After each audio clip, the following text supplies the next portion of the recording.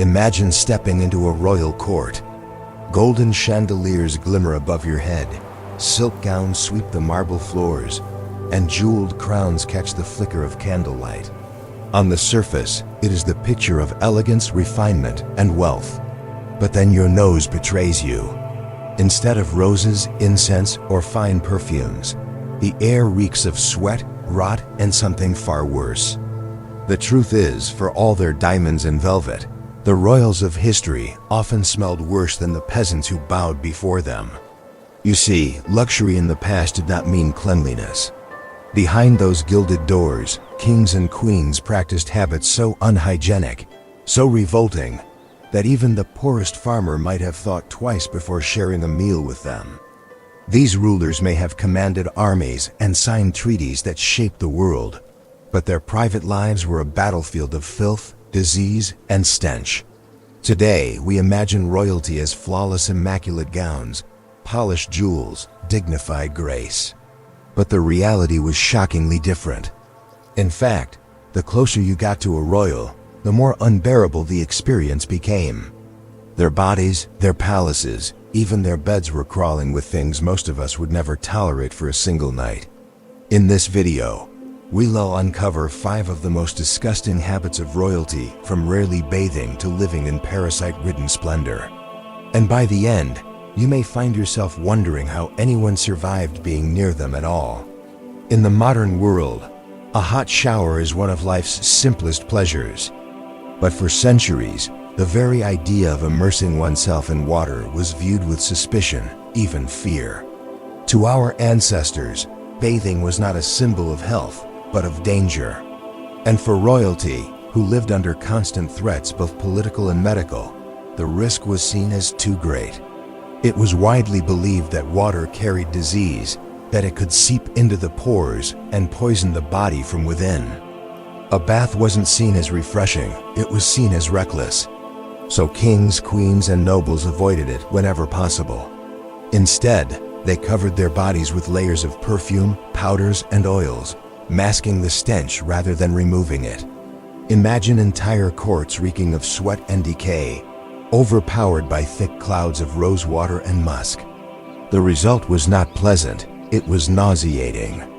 Queen Elizabeth I herself once boasted that she bathed only once a month, whether she needed it or not, and this wasn't unusual. Her peers often went even longer, relying on scented cloths to wipe down their faces or hands instead of properly washing. Palaces that glittered with chandeliers and gold leaf were filled with courtiers whose bodies were sticky with grime. Visitors described the smell as unbearable. Layers of sweat, food odors, and unwashed bodies clung to the air. Imagine a royal banquet tables heavy with roasted meat and sugared delicacies, yet the aroma of the feast could barely compete with the stench of the people eating it. For all their power, the rulers of Europe were trapped in superstition, convinced that water was an enemy. And so they walked through their marble halls, perfumed and powdered, shining like statues but stinking like the very streets they ruled over. If the smell of royalty was shocking, their smiles were even worse. For centuries, sugar was considered a luxury and exotic treasure imported from distant lands.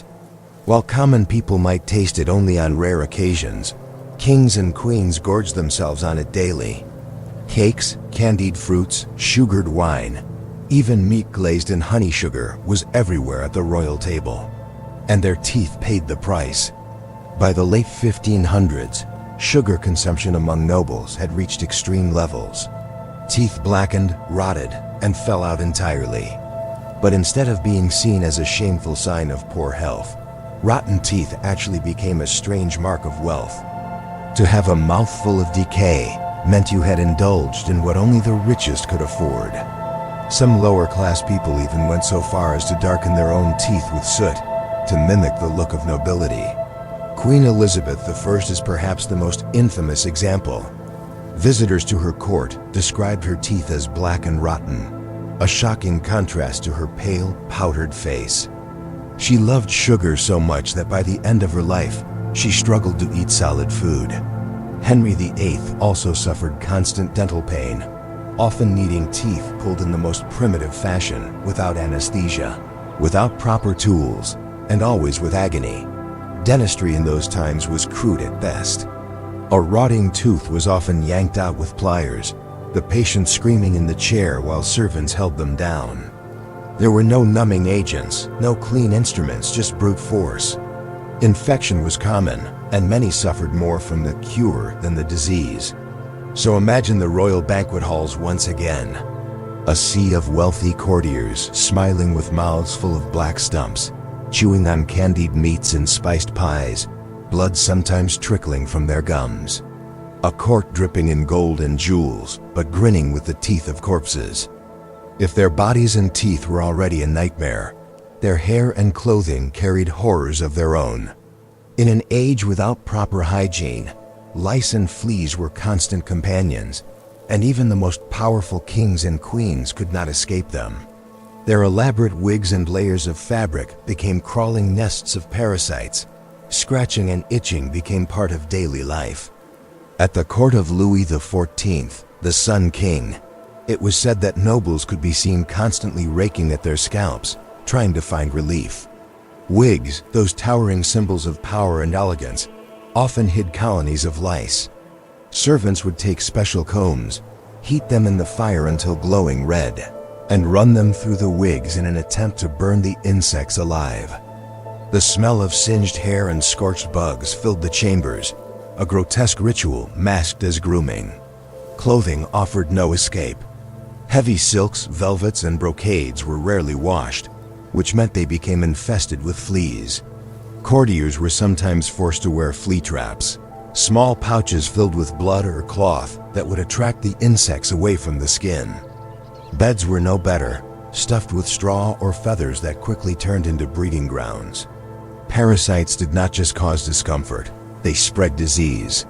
Fevers, rashes, and infections swept through palaces that looked pristine on the outside, but were rotting within. Yet to the nobles, this filth was hidden behind powdered faces, jeweled wigs, and layers of perfume. Their glittering appearances concealed a crawling truth. Luxury built on filth is perhaps the best description. To sit beside a king in all his glory was also to sit beside a swarm of unseen creatures, feeding and multiplying in the shadows of silk and gold. As you can already see, life among the royals was far from the polished image we imagine today, and we're only halfway through their dirtiest secrets. If you're finding these hidden truths as shocking as they are fascinating, make sure you stay with me until the end, because what comes next will make even these lice-filled wigs seem tame.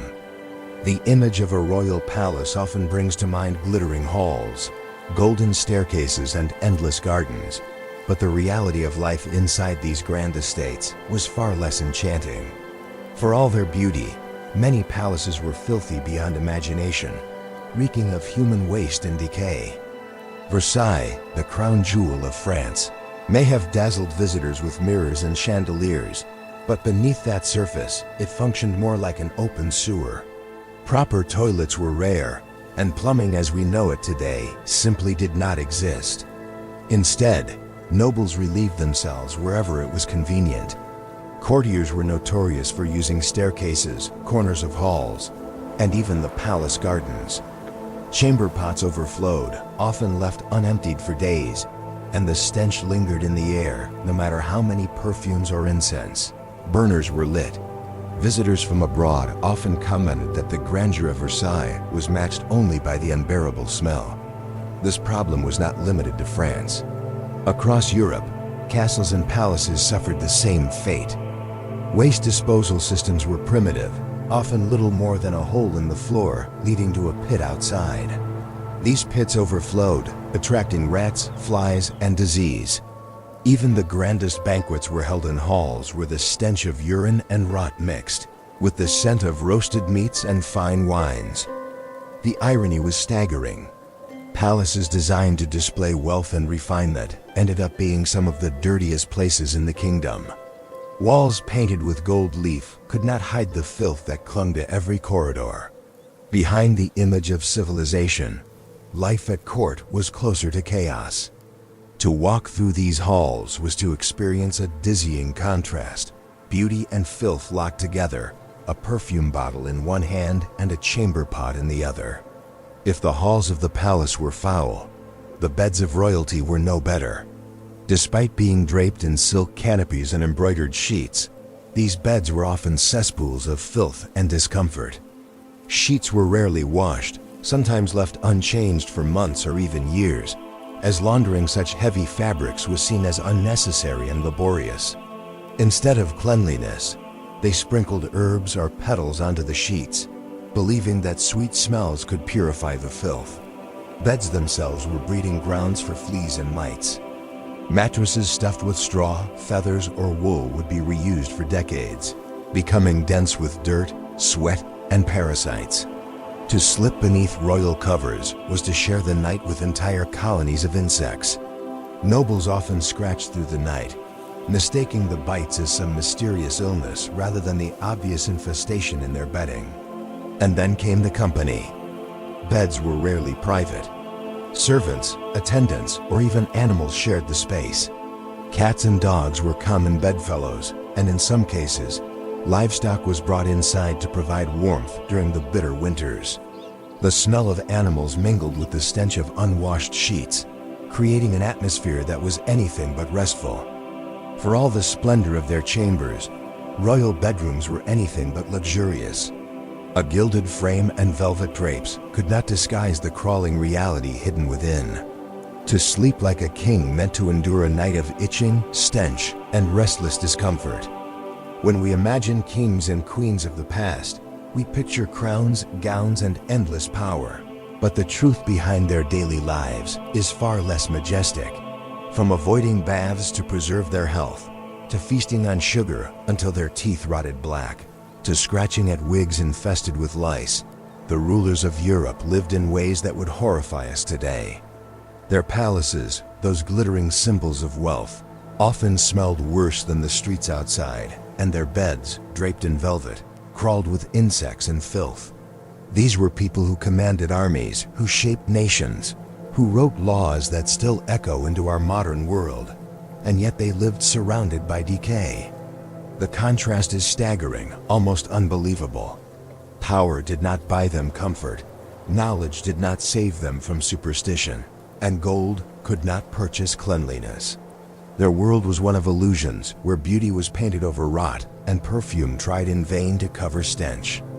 And perhaps that is the most haunting truth. Royalty may have ruled millions, but they could not rule their own bodies, their own homes, or their own stench. They were human, vulnerable, and often trapped in filth, just like the peasants they sought to rise above. So the next time you picture a shining crown or a magnificent palace, remember the lice scratching beneath the wig, the chamber pot hidden in the hallway, the blackened teeth behind the royal smile. History is not just gilded portraits and grand titles, it is also the smell of sweat, rot, and decay. And if you think this was shocking, wait until you hear about the other secret habits of the rich and powerful, the ones history tried to bury. But that is a story for another time.